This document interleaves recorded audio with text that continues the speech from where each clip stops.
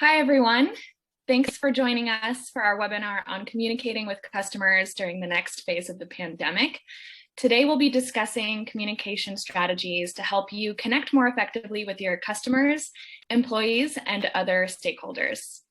I'm Allie Line with Persado, and I'll be your moderator. All attendees will be in listen-only mode, so if you have questions for our speakers, please submit them in the Zoom chat on the lower right-hand corner. There will be a Q&A section at the end, and we will try to answer as many questions as we can. And with that, I'll announce today's speakers. First, we have Vipul Vyas, our Senior Vice President of Vertical Strategy at Persado, and Lisa Spira, who is our Head of Content Intelligence. And with that, I'll turn it over to Lisa to kick things off. Hello and welcome. I'm Lisa. So the agenda today, we're going to talk a bit about language and changes that we've seen over the past year. We're going to talk about how you can take this language moving forward and apply it to your communications. And then we're going to really dive into examples of vaccination communications and the importance of how to communicate at this time. And then at the end, we'll have time for Q&A.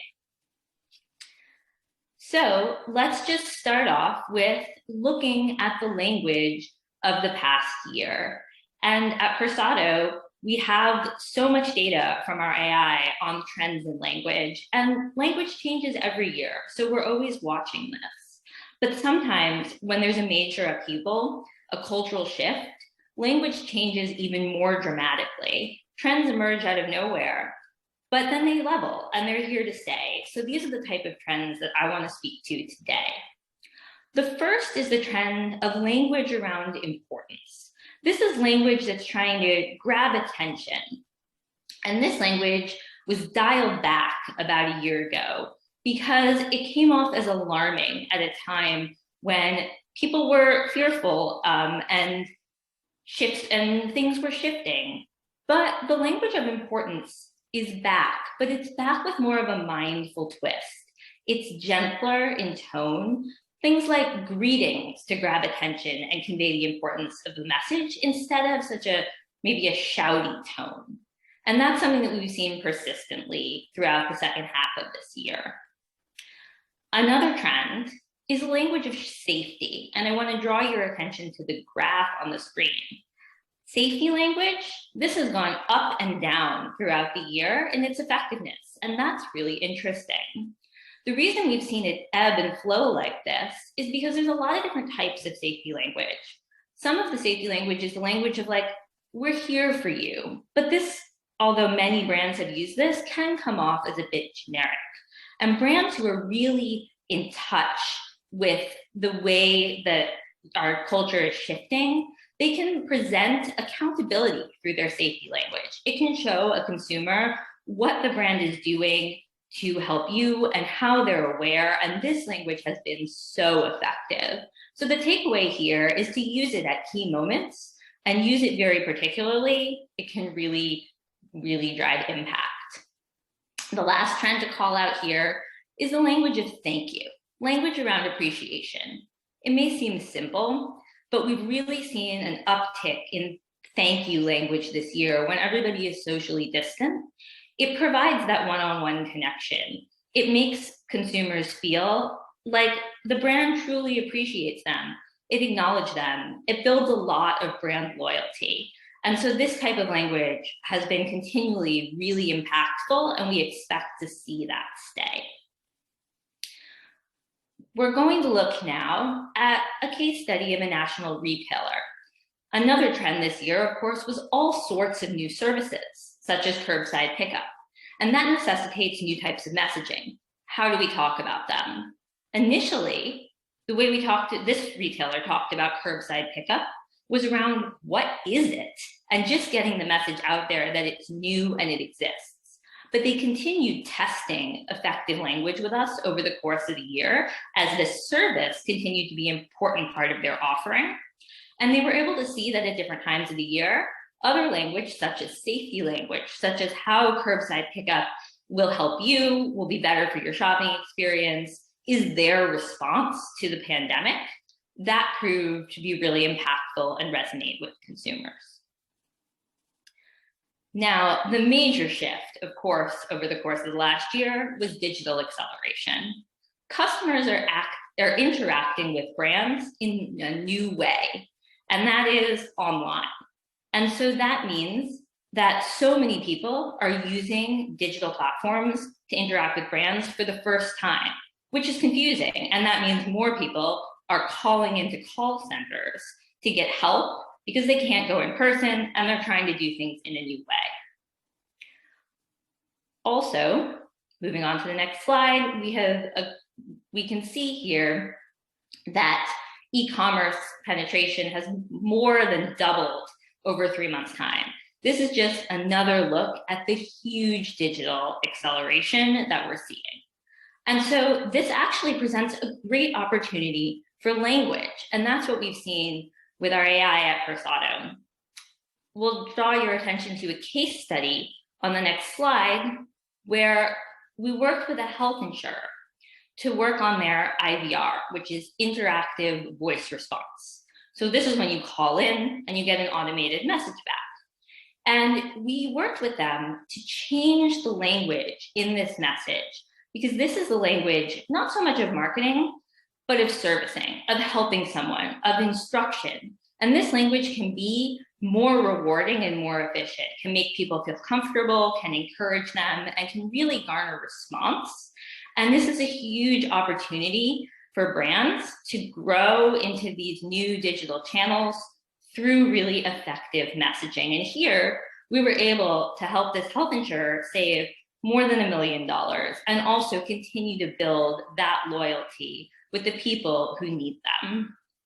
And so with that look at these trends and these trends that we expect to persist, I'm going to pass this over to Vipul to speak more about vaccination communications. Picking up where Lisa left off, vaccine communications are an interesting case study to look at to understand how consumer behavior, consumer engagement has evolved and will evolve over the coming months as we enter this next, hopefully final stage of the pandemic. So with that, I'll look at a self-congratulatory slide here first, which is a view of how we predicted a year ago. We put this together, I think, late March or April, how we thought the pandemic would pan out. And we broke down the phases into 4 distinct pieces. One was an initial crisis communication, which really involved empathy and just saying, hey, we're here for you. We recognize what's going on. And a lot of folks leveraged that very effectively. I remember that a lot of the banks actually communicated early forbearance programs and were hosting webinars and sending emails on a very regular basis to engage consumers to let them know they understood the traumatic time that was taking place. In fact, I think I learned more about COVID-19 from my brokerage or my bank than I did my healthcare system at the time, unfortunately. And those organizations were very proactive in that regard. That was followed by a period of constrained communications that really focused on maintaining loyalty of high value customers and pulling those at the bottom of the funnel through, essentially hanging on to those with financial resilience and really making sure that they were still with you and that you were serving them best because they essentially represented a revenue lifeline or continuity. That was then followed by sort of an opening up, target expanded, which is really a transition to habituated behaviors and now adapting to the pandemic normal, which involved, as Lisa was alluding to, curbside pickup, changes in how people were commuting and leveraging that, more home delivery brands and retailers that normally did most of their sales through brick and mortar shifting to online sales, and then leaning into what people needed now, which were more nesting related products in terms of home office bundles and things of the sort, curbside pickup, crafts bundles for kids to be able to engage at home. So this was sort of the lean into understanding the new way people are going to be living, at least for a while, and taking advantage of it and meeting people where they were. And then the new BAU, or the new business as usual, really was understanding that people had habituated to this and making this essentially the way that businesses were going to operate. And this largely panned out as we expected. So again, self-congratulatory slide. So hopefully this gives us the credibility to talk about what we think is going to come next. And we'll specifically talk about vaccination, since it's a thorny, challenging, and emblematic issue. So with that, we can talk about that a bit more. And one of the things Dr. Fauci, head of the NIH Infectious Diseases and Allergies Institute, has noted, as far back as November, was that the real challenge is going to be to again convince people to get vaccinated. And others, as McKinsey, have noted the same thing. This may seem kind of unusual. Aren't people waiting around for a vaccine? Aren't people waited with bated breath to get their turn in line? This is true, but this is likely a temporary situation or scenario. Right now, demand outpaces supply, but that's not likely to persist. So if we go to the next slide, we'll talk a little bit more about that. Vaccine hesitancy, which is a concept of people being hesitant, as the name would imply, to get vaccinated, is a real thing, and it's not new to COVID-19. It's something that has persisted for other diseases in the past. It's simply showing up in a more pronounced way because the criticality of vaccination is just much more acute, given that this pandemic and this specific virus is shutting down the global economy.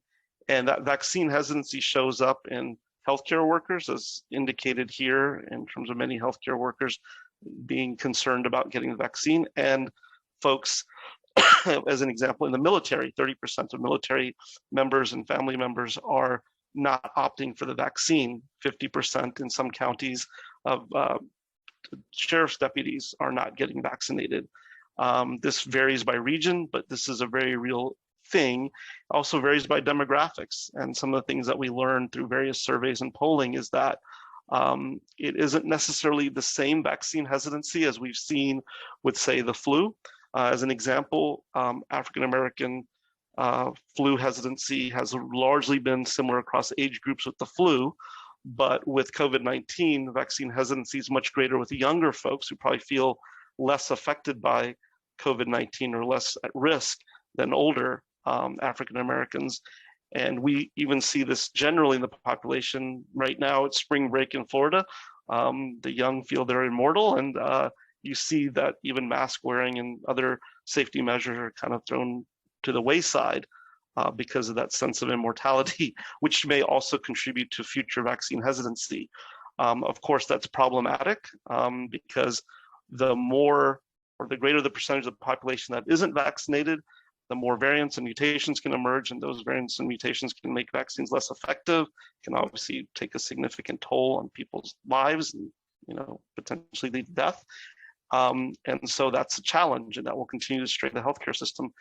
So unfortunately, I think a lot of experts, if we go to the next slide, are concluding that COVID-19 is probably going to be endemic to some degree. There's going to be a lot of people who don't get vaccinated, and we obviously want to encourage them to get vaccinated. And given the health profile of our population, this is going to affect those who are less healthy much more, and those who are older, as we already know.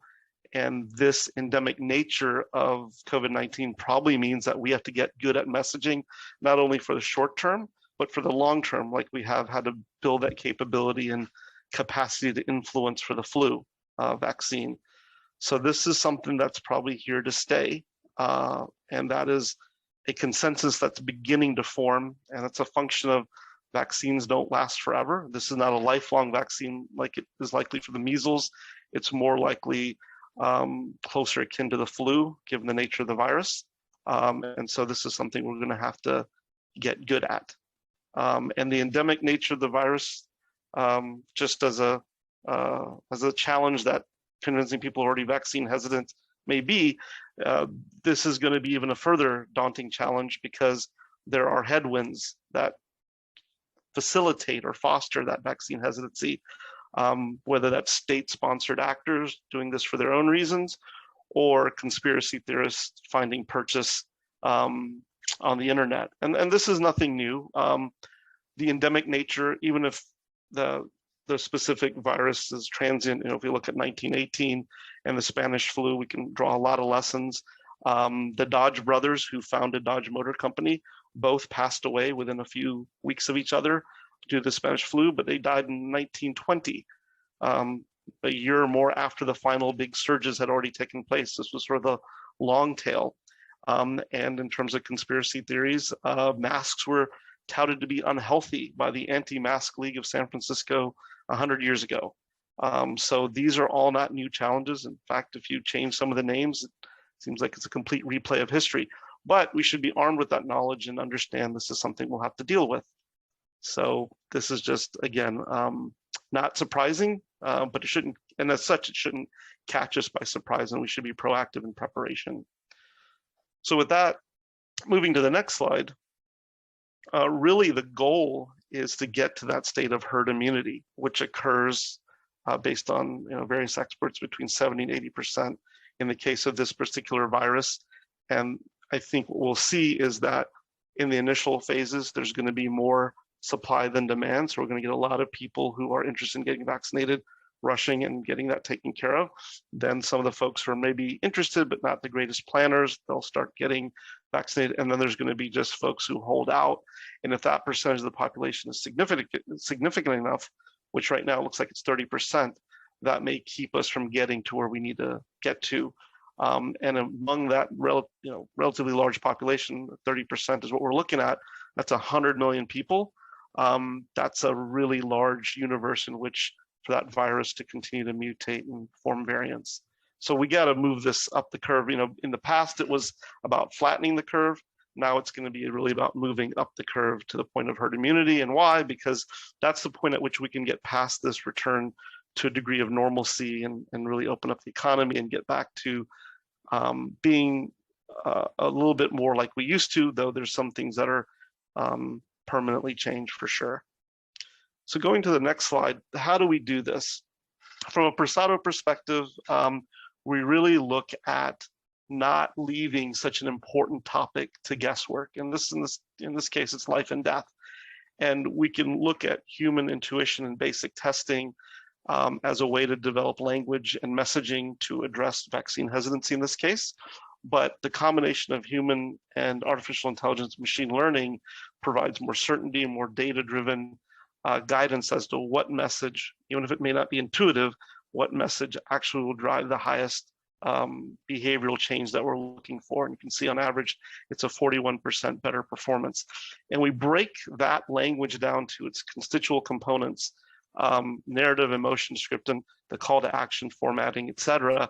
And that serves as a multivariable equation by which we can say what pieces and what language will contribute to making that behavioral change we're looking for.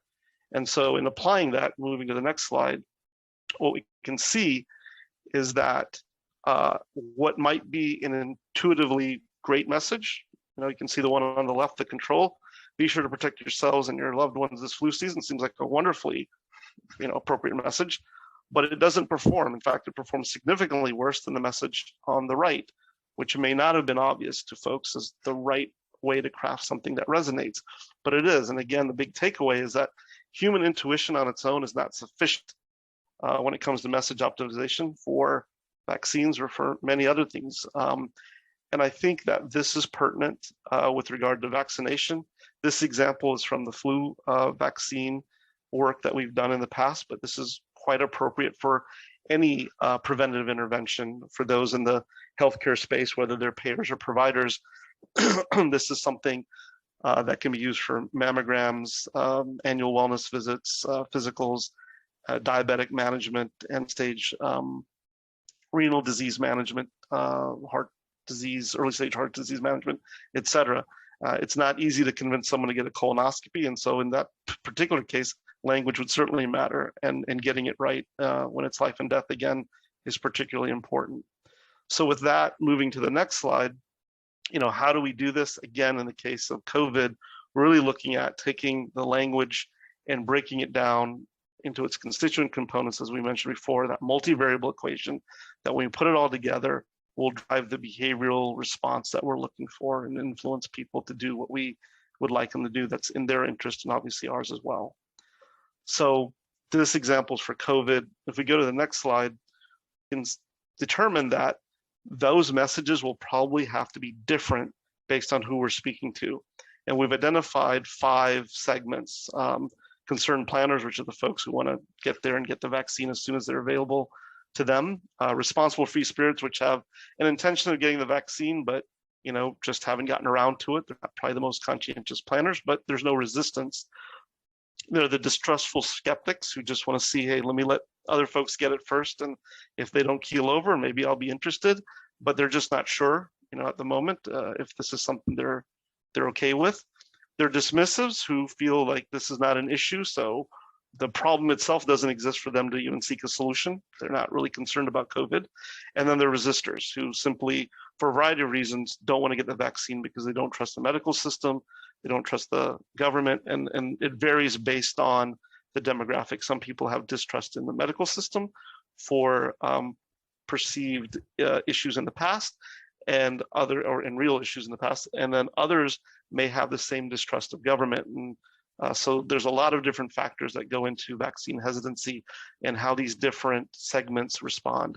And with that, we take those segments and then we kind of throw them into a messaging factory to really understand what their motivations are, what product features from a vaccine perspective will resonate with them, what tone is going to connect with them, what emotion are they going to be responding to the most, and to develop that narrative which they'll connect with and respond to. And this is effectively how we would do this with each segment.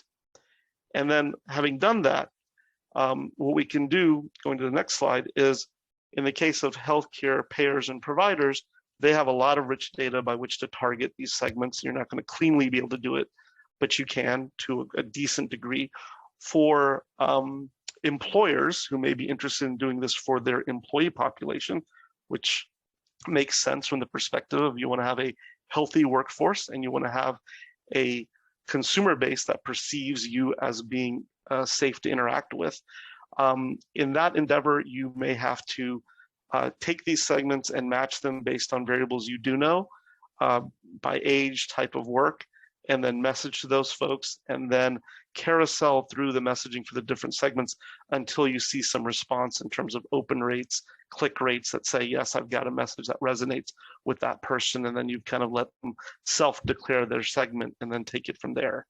So this is a strategy, health, again, care companies such as payers and providers have richer data to work with. It still won't be completely clean in terms of segmentation, but they have more to work with. And then employers who are trying to do this within their employee base can take the approach I just mentioned of carouseling, using some simple segmentation variables such as age and type of work as proxies to match up employee with segment. And with that, moving to the next slide, we want to just again emphasize it's not kind of our first rodeo. We've seen this work before. We've done some fantastic work with specifically HANA and other payers, and always, as mentioned previously, performed better than the baseline. And so we'd like to take it, again, we're leveraging that same know-how and bringing it to the table in the case of vaccinations here in a very critical time for the country and the world at large. So moving to the next slide, the challenges are not trivial. In many cases, private and public healthcare systems are not able to, in the case of employers, meet their needs. And so sometimes employers have to do this messaging themselves. It's a challenging environment further because employees aren't used to sharing this information with their employer or engaging even with their employer regarding their health, despite the fact that their health promotion and wellness efforts at most large employers, this is something novel. And so that's something people have to get used to, like they've had to get used to many things over the past year. But an immunized workforce is good for the employee and also good for consumers to interact with that enterprise. So it's a good, solid imperative from a social, moral, and values perspective, if nothing else. But beyond that, going to the next slide, is there's a decent financial motivation for large employers. A typical large employer who may have, not typical, but a large employer who has 100,000 employees can expect 1,000 of those employees to be hospitalized.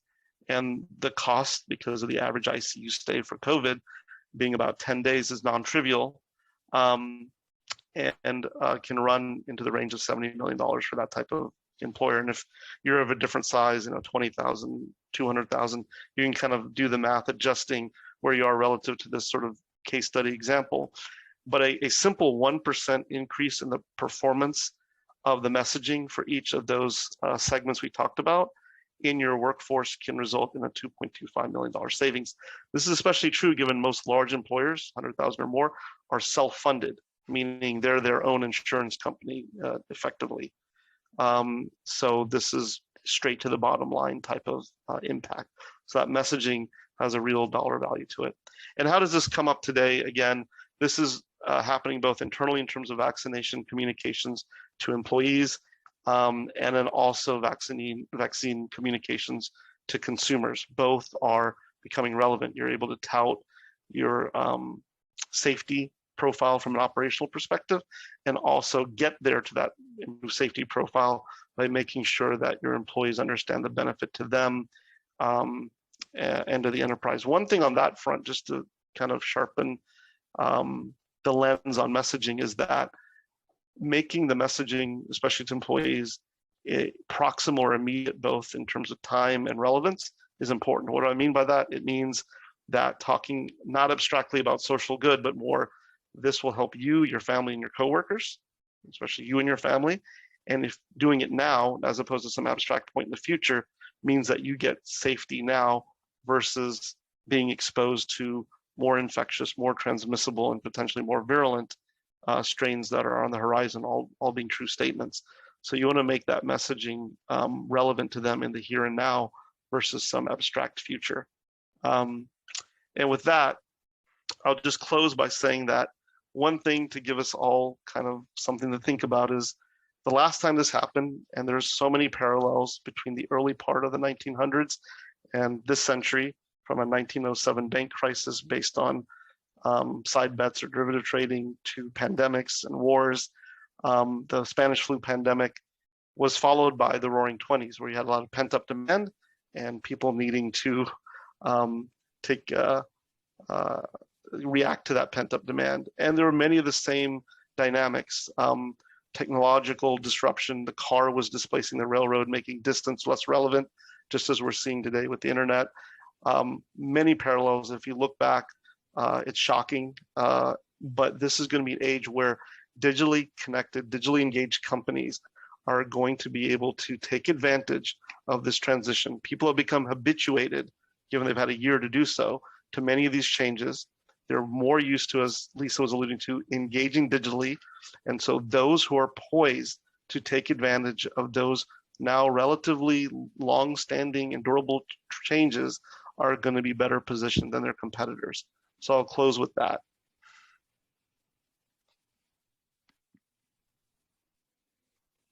Great, thank you. So we've had a couple questions in the chat. We're going to start answering a few of them momentarily. And if you have any questions that you're thinking of now, please just put them in the Q&A box at the bottom of your screen. With that, the first question is, as vaccinations roll out, how do you expect call centers to be impacted? And can AI help people get the information they need? Vipul, that sounds like a good question for you to take a stab at. Sure. I think call centers in the early stage of the pandemic were overwhelmed because people there was a lot of financial insecurity. They didn't know what this meant in terms of billing and other issues. I think now what you're going to see with regard to call centers is more activity as people actually lean into more services, buy more from the few institutions that they've actually shown loyalty to. And so what you'll see is, and further, for institutions who moved from more brick and mortar sales to online sales, the support associated with that from a retail perspective will also emerge. I think, as I'm alluding to, that pent-up demand will result in more business that's done in a way that's different than it was done before.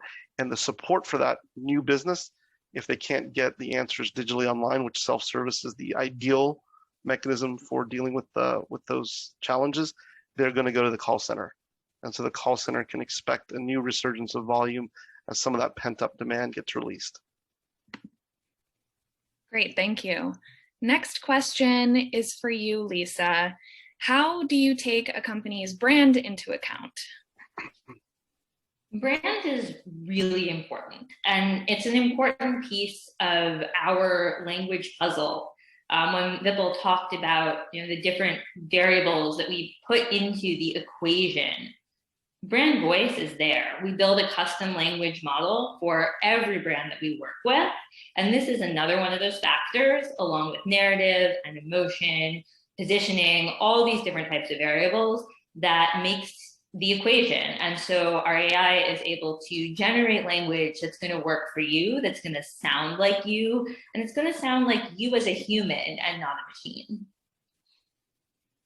Great, thank you so much. Okay, this next one sounds like it may be from a retailer. Vipul, I'm going to give this to you first. How are your retail clients talking about messaging around returning to stores? Yeah, and I'll let Lisa follow up to my commentary. Retailers, I mean, there's a few things. One is just making sure that people know and are aware of the operational environment they're going back into, which still is going to be focused on safety until people feel that this pandemic's truly behind them. So it really is reminiscent of what was happening early in the pandemic, where people were communicating their safety protocols and whatnot. There's some political complexity in some places where some safety mandates have been removed, but companies still want to embrace them. And so delicately navigating that is going to be important. I'd recommend retailers in that regard lean into their values, which, this is the time to do that, because it's a complex thing to navigate. But I also believe that you want to leverage the combination of channels to use the physical channel, the store, to drive more engagement digitally, because people have become habituated, as I mentioned before, to digital interaction. And so that's your opportunity to use the store to drive capture of digital information, et cetera, so that you can then keep interacting with that person between store visits and maintain that relationship to go from a transactional one to an ongoing relational one. And the store can facilitate that, as opposed to be some competing channel in that regard. So that's how I would view driving communications do that. I'll give you one example, because I'm long-winded, is that if you look at CVS, Walmart, and Walgreens, they're using vaccination communications to actually further foot traffic to the store for vaccination, because they're critical in the distribution of vaccinations. But then they're using that moment to capture digital information to then become relevant from a general healthcare perspective to consumers, to drive both foot traffic and digital engagement and create a long-term healthcare oriented relationship, positioning themselves as a primary care provider and a general healthcare provider in terms of pharmacy, wellness, et cetera, and getting more share of that wellness dollar. And so traditional healthcare providers should be very concerned about that capability and those actions. Great. Anything to add there, Lisa? Add a little bit of color from the language perspective as well, to add on to everything that Vipul was saying. In a way, this is sort of a new service. And so it's a lot like the messaging around curbside pickup was when that was a brand new service, which means more instruction and more clarity. Some of it is marketing language, of course, but some of it is also the language of servicing and support. And as Vipul said, presenting your brand values behind this, but showing your accountability, using that safety language in very strategic ways, and making sure that your customers understand what you're offering and why. Great, thank you. We have two more questions in the chat. So first, for Vipul, how can this AI platform be utilized by government agencies? So HHS, CDC, VA, DHA, and how can it be responsible for communicating the vaccine messaging to their citizens? I think in the same way that we, communicate vaccine or advocate for vaccination with the private sector, whether that's healthcare payers and providers, payers and providers both have a financial and fiduciary driver and, moral, social one as well for making sure their members are vaccinated.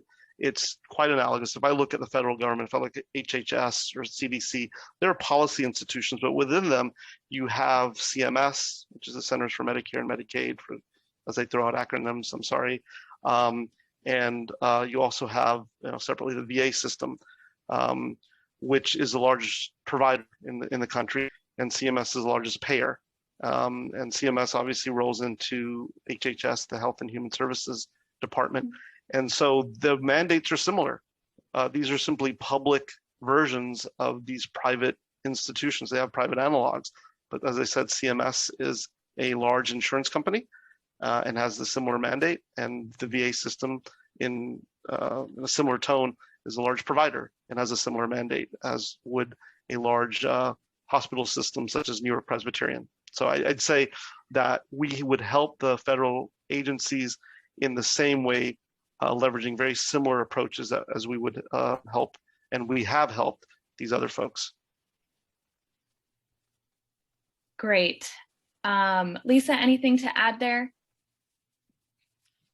No, I think that Vipul really covered it. It doesn't change. And the language in our systems, the AI, the way it analyzes language, it works for the government just as well as it works for many different types of institutions in a lot of verticals. Perfect. We have another vertical related question in the chat. In the travel space, how do you expect or recommend hotels, airlines, et cetera, to talk about travel as the % of vaccinated individuals rises? Vipul, maybe you can take that first. Sure. I'll also go back to a previous question around the IVR and call centers.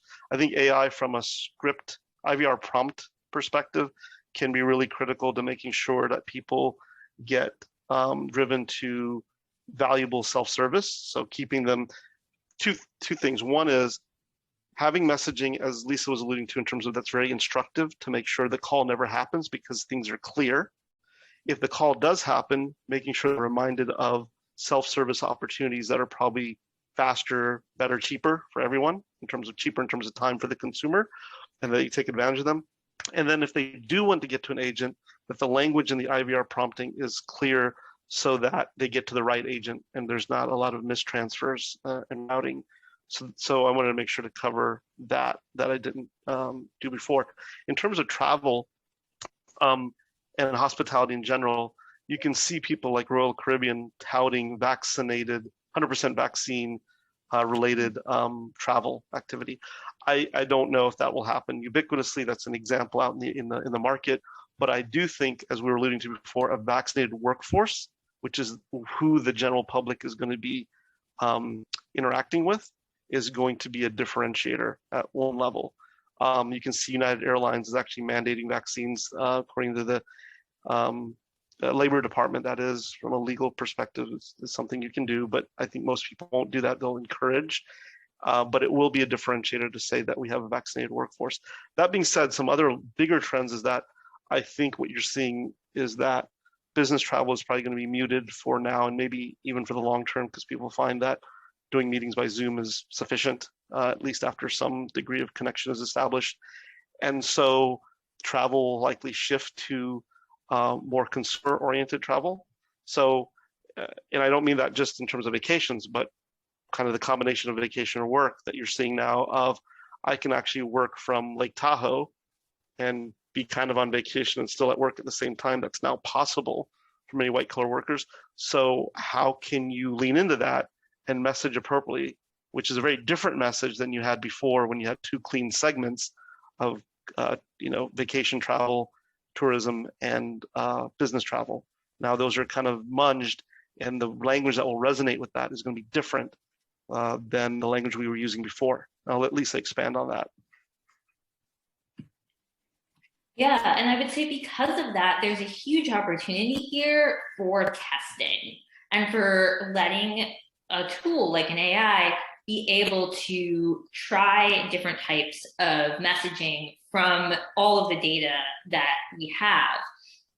We, as Vipul said, because there's really truly a new segment here that we haven't seen before, in order to find out, what type of personalized messaging is going to resonate with that segment, then it's a great opportunity for testing. And we would recommend starting conservatively with a lot of the messaging that has resonated this year, with safety, with mild attention, with gratitude for sticking with us for so long when you weren't traveling. And then from there, we can expand into a lot of different emotions, some other narratives, some other stories around travel that might really resonate with consumers as they start thinking about leaving their houses and as they start to come to terms with what their life is going to start to look like moving forward in 2021.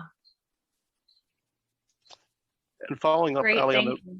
previous retail question, one other thing that people should be cognizant of is the habituation around commutes, and people are probably less likely to be around Class A office real estate as much. And so retailers that have relied on those patterns, the digital engagement that Lisa was alluding to before will be even more important, because they can't rely on the organic foot traffic and commute traffic that they did before. So the tether that they'll have is not that habituated pattern of where, how they get to work and back, but more the habituated pattern of how they digitally engage. So that's going to become more crucial, and I think persist. Even though there'll be some return to normalcy, there'll be some muted degree of that, and there'll be more reliance on the digital channels that we alluded to before. So next question, this is an interesting one. Where are you seeing the highest adoption rates industry-wise? On the other hand, where are you seeing the highest success rates for AI-based language and messaging solutions? Lisa, why don't you take a stab at that first, and then Vipul, over to you.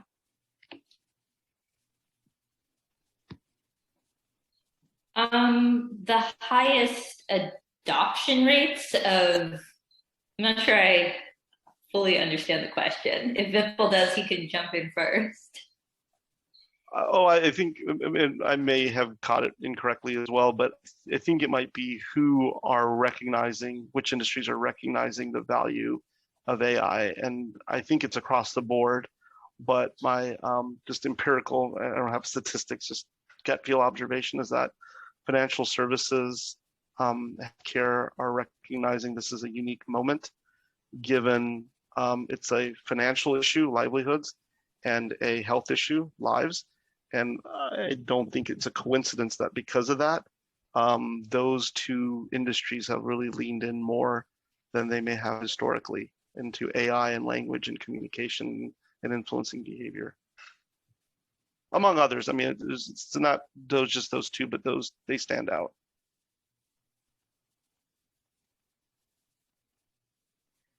Perfect. So we're up to our last question. And this one is, what does the AI contribute to a simple A/B split performance test? That's a very interesting question. And Lisa, I think that would be a good one for you. Sure. What is really phenomenal about this AI is that it does way more than a simple A/B split performance test. If you can picture the slide that we had up earlier, where when Vipul was talking, there were all these different boxes showing all of these different components of language. This allows us to do something far more complicated. I think we've gone past, well, this slide too. So there are all these different elements of language that we look at, and we break language down into very particular components. So instead of doing an A/B test, which is message A versus message B, we put lots of variants into market, and it's message with parts 1, 2, 3, 4, 5, 6, 7 in message A or more, and the same in message B. And the AI tests all of these against each other, and that's how the machine learns. So what you get on the back end is not just message A performs so much better than message B. What you get instead is this little nugget of message A drove, and you can see it here on this slide, although it's very small, drove this much percentage. And this other part, maybe it's the emotion or the narrative, drove this other amount of percentage towards that performance increase. And this lets you really test deeply into different ideas, into the different, like really atomic components of a message, and lets you then, once you learn what works, put these things together in new ways to get even better messaging down the line.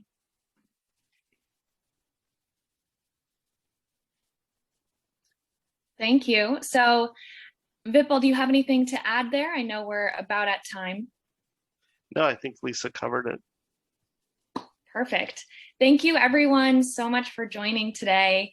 We will be sharing the recording out with all registrants and attendees by the end of the week. And if you have any additional questions, feel free to reach out to hello@persado.com as well, and we'll be sure to get back to you.